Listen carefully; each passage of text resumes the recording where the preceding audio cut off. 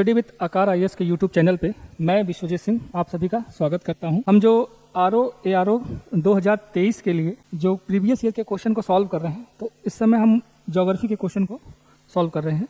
तो उसमें हम अब आगे के जो क्वेश्चन है 25 क्वेश्चन का सेट उसको सॉल्व करेंगे। तो पहला क्वेश्चन है, भारत की किस नदी पर विश्व का सबसे ऊंचा जो है पुल बनाया जा रहा है? हाँ, सबसे ऊंचा पुल पूछ रहा है, विश्व का बनाया जा रहा है। तो ये हमें पता है कि ये चिनाब पे विश्व का सबसे ऊंचा जो है पुल बनाया जा रहा है। नेक्स्ट क्वेश्चन है, बेतवा नदी मिलती है, तो बेतवा नदी किससे मिलती है? तो आप देखेंगे बेतवा नदी जो है यमुना की सहायक नदी है और ये उत्तर प्रदेश में, हाँ ये उत्तर प्रदेश में आपका हमीरपुर जगह है।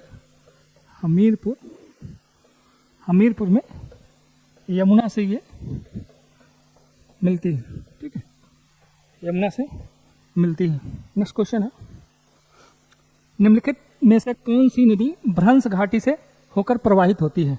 तो कह रहा कि कौन सी नदी है ऐसी जो भ्रंश घाटी से होकर प्रवाहित होती है? तो आप देखेंगे दिए गए ऑप्शन में आपका ताप्ती जो है भ्रंश घाटी से होकर प्रवाहित होने वाली नदी है।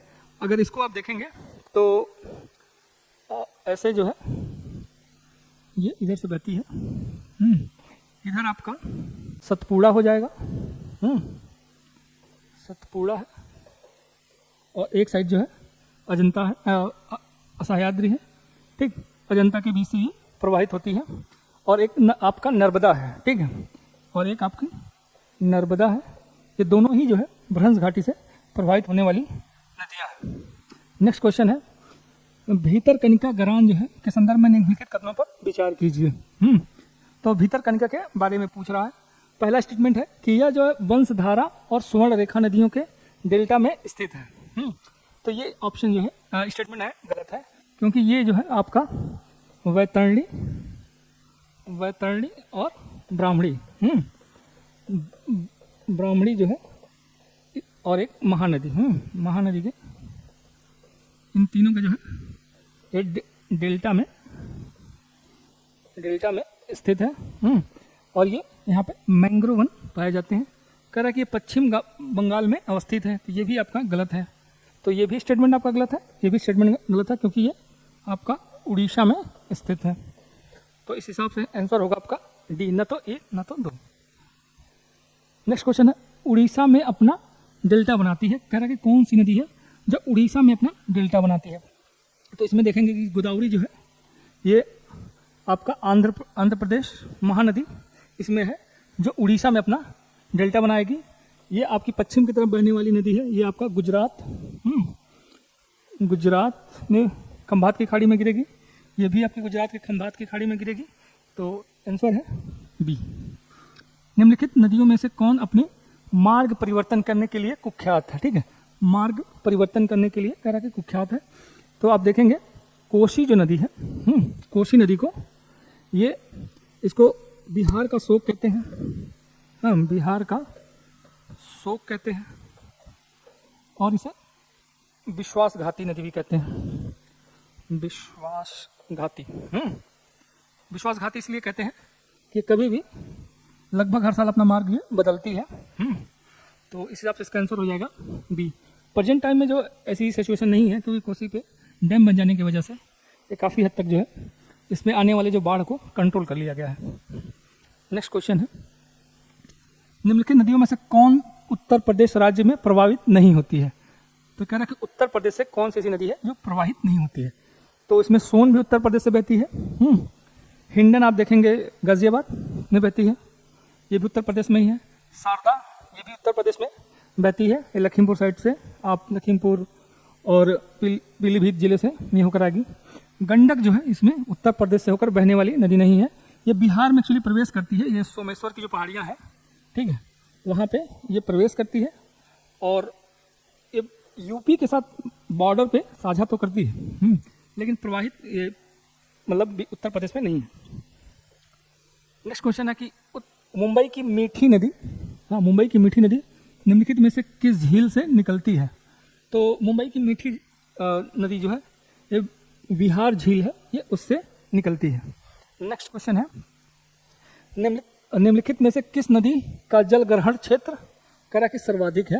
कैचमेंट एरिया पूछ रहा है कि किस नदी का कैचमेंट एरिया जो है ज़्यादा है। तो इसमें आप देखेंगे तो सबसे ज़्यादा इसमें सोन का है, लगभग 70,000 समथिंग है जो आपका सर्वाधिक है इसमें। 70,000 से ज़्यादा का वर्ग किलोमीटर में इसका कैचमेंट एरिया है। नेक्स्ट क्वेश्चन है चिल्का झील। चिल्का झील स्थित है। चिल्का झील कह रहा है कि कहाँ पे स्थित है। तो आप देखेंगे चिल्का जो है उड़ीसा में स्थित है और ये खारे पानी की, ठीक है, खारे पानी की झील है और ये भारत की सबसे बड़ी झील मानी जाती है। ये तट के पास स्थित है। नेक्स्ट क्वेश्चन है निम्नलिखित में से कौन भारत की सबसे बड़ी मीठे पानी की झील है। कह रहा है कि भारत की सबसे बड़ी मीठे पानी की झील पूछ रहा है। तो इसमें जो बूलर है ये मीठे पानी की सबसे बड़ी झील है और ये आयतन की दृष्टि से है। आयतन की दृष्टि से बूलर जो है सबसे बड़ी झील है। क्षेत्रफल में देखेंगे तो कुलेरू हो जाएगा। क्षेत्रफल में आप क्षेत्रफल के हिसाब से देखेंगे तो ये जो है कोलेरू, ये इस पे जो है श्रीनगर में स्थित है। इससे जो है आप देखेंगे कि झेलम जो है इस नदी में, इस झील में गिरती है, फिर इससे होकर ये निकल के पाकिस्तान में चली जाती है। नेक्स्ट क्वेश्चन है कि सुम्मिलित करना है, हमें झील दिया है और उसकी अवस्थिति दिया है। तो कह रहा है कि कौन सा सही सुम्मिलित है। सुम्मिलित नहीं, पूछ रहा है कि कौन सा सही सुम्मिलित है। तो आप देखेंगे कि लोनार जो है ये आपका गलत है क्योंकि ये आपका होगा महाराष्ट्र। लोनार जो है टेक्टोनिक झील का उदाहरण है, विवर्तनिक झील का उदाहरण है। नक्की जो है ये भी आपका गलत है, ये आपका राजस्थान में है। कुलेरू जो है आंध्रा में है, ये आपका ऑप्शन सही है। पुलिकट जो है ये आपका आंध्रा में है, ये भी आंध्र प्रदेश में है, ठीक है। ये आंध्र प्रदेश और उड़ीसा के बॉर्डर पे स्थित है। अब देखते हैं चित्रकूट प्रपात पूछ रहा कि किस पे स्थित है। तो चित्रकूट प्रपात बस्तर में, छत्तीसगढ़ के बस्तर में, ये इंद्रावती नदी पे है। इसको आप देखेंगे तो इंद्रावती है, इंद्रावती नदी है, उस पे इसे स्थित है। और इसको जो है हम भारत का नियाग्रा कहते हैं। भारत का इसे नियाग्रा कहा जाता है। ये छत्तीसगढ़ के बस्तर जिले में स्थित है। नेक्स्ट क्वेश्चन है निम्नलिखित में से कौन सा सही सुम्मिलित, कह रहा कि नहीं है। ये पूछ रहा कि कौन सा सही सुम्मिलित नहीं है। इसमें आप देखेंगे कि इसको गर्म पानी के झरने दिए गए हैं, स्रोत हैं, और ये राज्य दिया गया है। तो मणिकर्क जो है, कर्ण जो है, ये आपका हिमाचल में है, ये सही है। तप्ता पानी जो, ये भी जो है आपका उड़ीसा में है, ये भी सही है। और ये बाजेश्वरी जो है ये भी महाराष्ट्र में भी सही है। नारायणी जो है ये आपका गुजरात में नहीं है। नेक्स्ट क्वेश्चन है कि निम्नलिखित में कहाँ पर आर्द्र जलवायु, कह रहा कि आर्द्र जलवायु, ह्यूमिड जलवायु का कह रहा अनुभव आप करेंगे।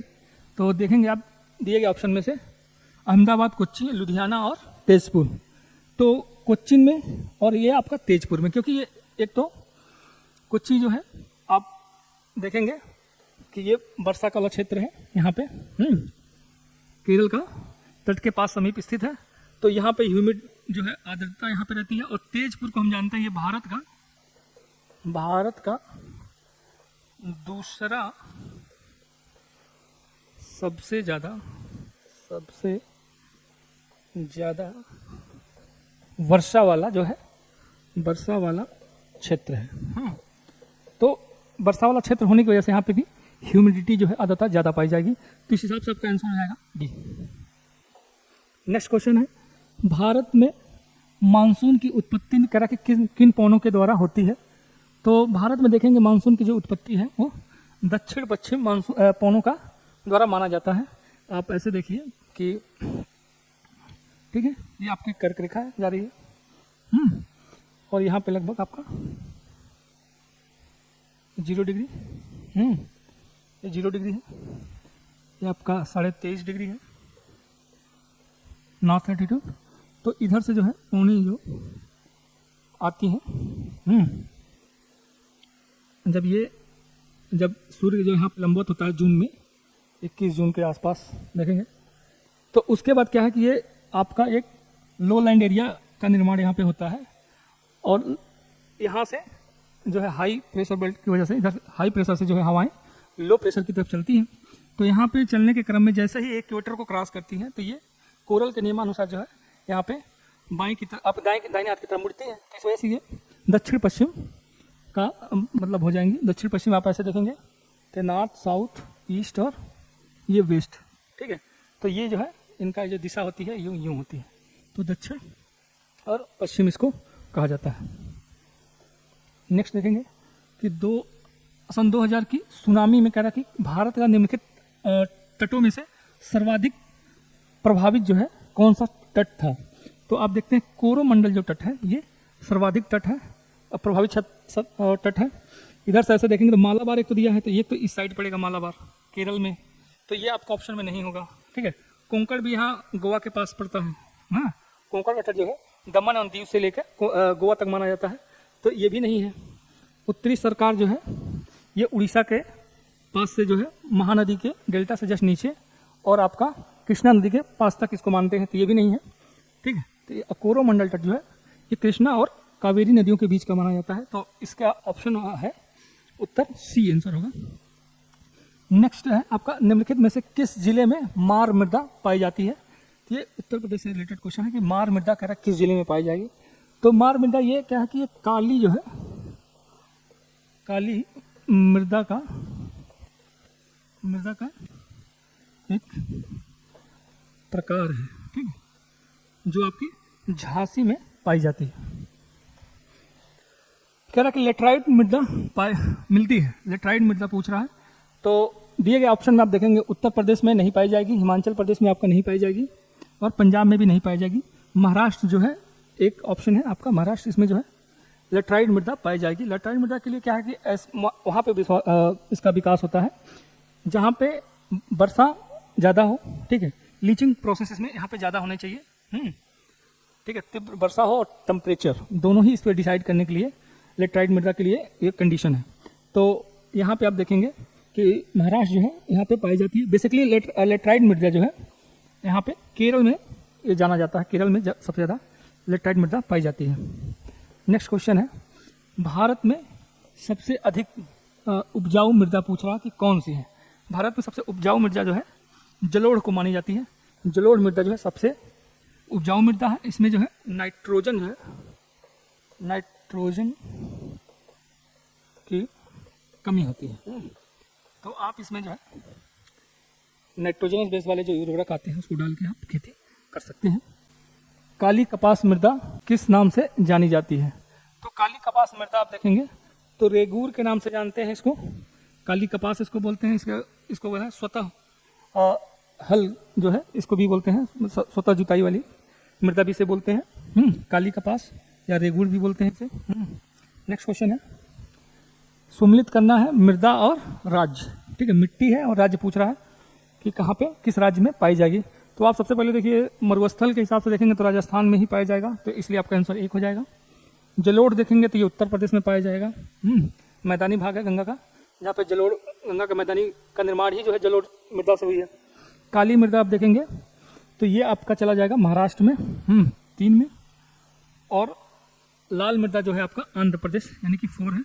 तो इस हिसाब से देखेंगे 2, 3 और 4 और 1, आपका आंसर हो जाएगा बी। मृदा क्षरण को रोका जा सकता है, ठीक है। सॉइल इरोजन को रोकने की बात कर रहा है कि कैसे रोका जा सकता है। तो ये हमें पता है कि यह वृक्षारोपण के द्वारा जो है सॉइल इरोजन को रोका जा सकता है, तो इसका आप आंसर होगा सी। नेक्स्ट क्वेश्चन है मिट्टियों का विभिन्न प्रकार दिया गया, उनकी जल धारण क्षमता वाटर कैपेसिटी पूछ रहा है, वो भी घटते हुए क्रम में, यानी कि सबसे ज़्यादा से सबसे कम की तरफ हमें लगाना है। तो आप देखेंगे जो ये इसमें सबसे लास्ट में आपका बालू आएगा, तो आप सीधे आप ऑप्शन देख लीजिए। तो इसमें जो है आपका ए आंसर है। इसके हिसाब से आप देखेंगे तो इसको मृतिका यानी कि क्ले जो है, क्ले में सबसे ज़्यादा कैपेसिटी होती है रोकने की, उसके बाद ये सिल्ट, हाँ, उसके बाद सैंड में तो बालू में तो सबसे कम होती है, हाँ। तो आंसर हो जाएगा आपका ए।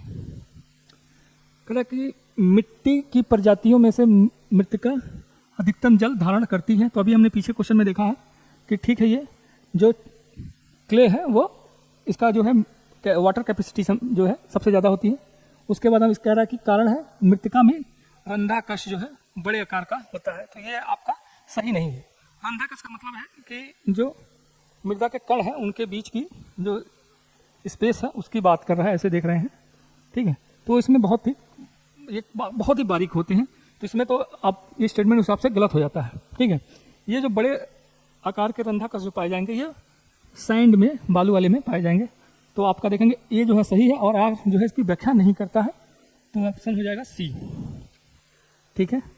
इसी के साथ जो है 25 क्वेश्चन का सेट हमने कंप्लीट किया है, ठीक है। Thank you for watching.